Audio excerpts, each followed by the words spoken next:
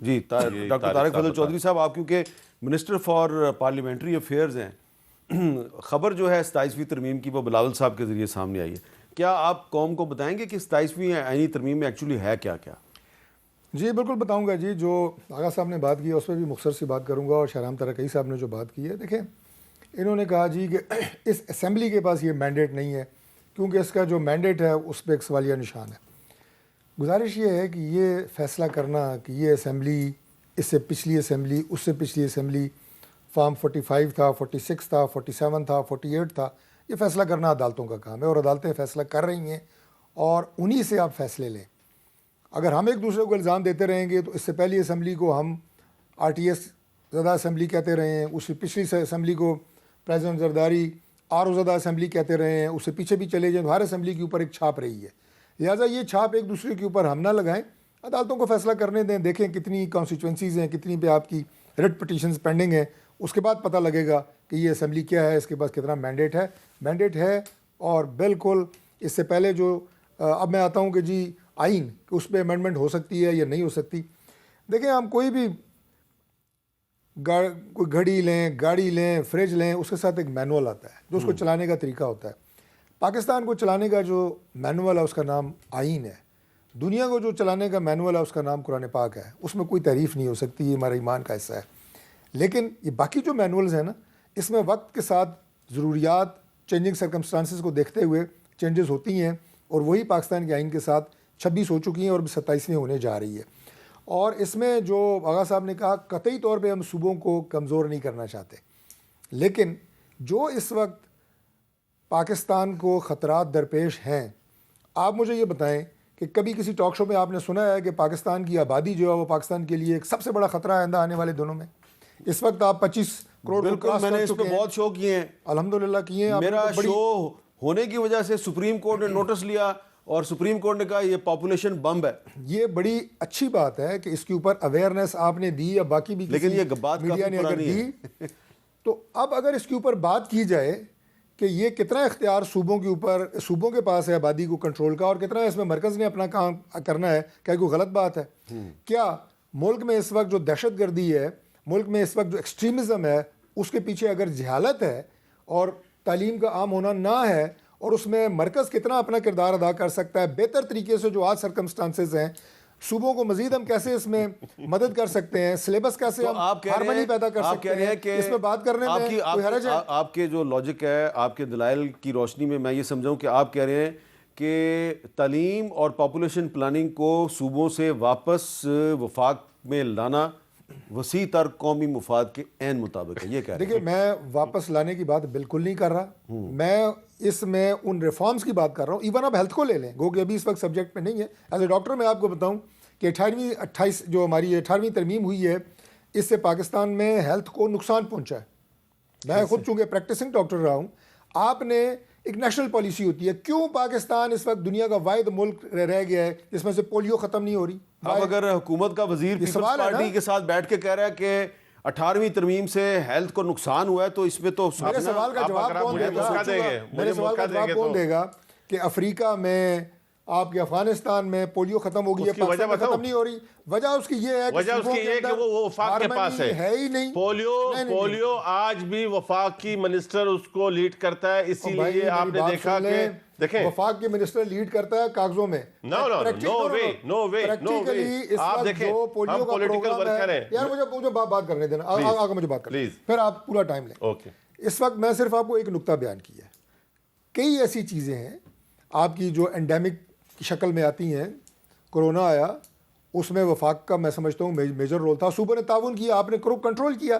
ہم ایک میکینزم کی بات کر رہے ہیں. میں قطعی طور پہ یہ نہیں کر رہا کہ ہیلتھ لے کے ہم مرکز میں لا رہے ہیں، ایجوکیشن لا کے مرکز میں لا رہے ہیں، لیکن ایک فیسیلیٹیشن کی بات ہو رہی ہے کہ اگر بیٹھ کے political parties again with our allies کوئی ایسا میکانزم بن سکتا ہے کہ ان چیزوں میں ہم اپنے ملک کی بہتر خدمت کر سکتے ہیں تو کرنی چاہیے, دماغ بند نہیں کرنے چاہیے. جی کہ ہم جناب اگر آپ اجازت دیں شہرام صاحب ادھر سے جواب لے لیں. میں ہم بھی آغا صاحب کو سننا چاہتے کسی کا اس میں کوئی ذاتی ایجنڈا نہیں ہے. باقی اس میں مزید جو چیزیں ہیں 27ویں ترمیم میں ایک ایک کر کے میں ایکسپلین کروں گا. پہلے آغا صاحب بات کریں. جی آغا صاحب. بالکل, میں پہلے یہ والی بات کا جواب دوں, پھر 27ویں ترمیم کی دوسری چیزوں پہ. انہوں نے کہا کہ 18ویں ترمیم کی وجہ سے ہیلتھ تباہ ہو گیا ہے. 18ویں ترمیم کی وجہ سے یہ الزام مریم بی بی پہ لگا سکتے ہیں. آپ آ جائیں, میں آپ کو سندھ کے اسپتال میں آپ کو میں افغانستان کا پیشنٹ دکھا سکتا ہوں, میں بیرون ملک پاکستان سے باہر کے پیشنٹ, میں پختونخوا, میں آپ کو بلوچستان پنجاب کے پیشنٹ دکھاؤں گا, اور مفت علاج ہو رہا ہے, اور دنیا ریکنائز کرتی ہے کہ واقعی میں وہاں پر ہیلتھ فیسلٹیز موجود ہیں اور بہتر ہیں. اور یہ بہتری کب آئی ہے؟ کب کہا ہے کہ ہم وہ فیڈرل گورنمنٹ ان کو قبضے میں لے رہی ہے؟ ہم نے کہا ہے نہیں, تو آپ کہہ رہے ہیں یہ ہو سکتا ہے. اچھا, ایک آپ نے جو خاص طور سے حوالہ دیا پولیو کا, جناب والا پولیو اس ٹائم بھی فیڈرل گورنمنٹ اس کو ایکزیکیوٹ کروا رہی ہے, اور تمام تر کسی ایک جگہ پہ بھی آپ مجھے بتائیں کہ جہاں پر, ہاں پرابلم آپ کو کہاں آ رہا ہے پولیو کا پرابلم وہاں آ رہا ہے جہاں پر دہشت گردی ہے, وہاں پر پولیو اس میں پنک رہی ہے, اور وہ جہاں پر مختلف ٹرائبل, یہاں پر اگین پھر وہی بات کروں گا, آپ اس کا سہارا لے کے 18 امینڈمنٹ بہترین چیزیں. اچھا آپ پلیز, آپ نے مجھے تھوڑی دیر پہلے ایک کلپ سنوایا پریزیڈنٹ صاحب کا اور چیئرمین صاحب کا. میں نے 2021 میں NDO کا کورس کیا تھا غالباً, NDU کا. اس میں جنرل باجوہ کیا کہتے ہیں, بولا یہ پوائزن ہے 18 امینڈمنٹ. اس ٹائم بھی میں نے جو باتیں کی وہ کچھ لوگوں کو پتہ ہے, لیکن الحمدللہ ہم اس ٹائم بھی اس کے خلاف تھے. ہم سمجھتے ہیں کہ 18 امینڈمنٹ میں مداخلت کرنا پاکستان کی سلامتی, سیکورٹی اور پاکستان کو کمزور کرنے کی بات ہے. اچھا, اب شہرام صاحب, یہ آپ نے دونوں کی گفتگو ایک جملہ میں عرض کر دوں شہرام خان کی اجازت سے.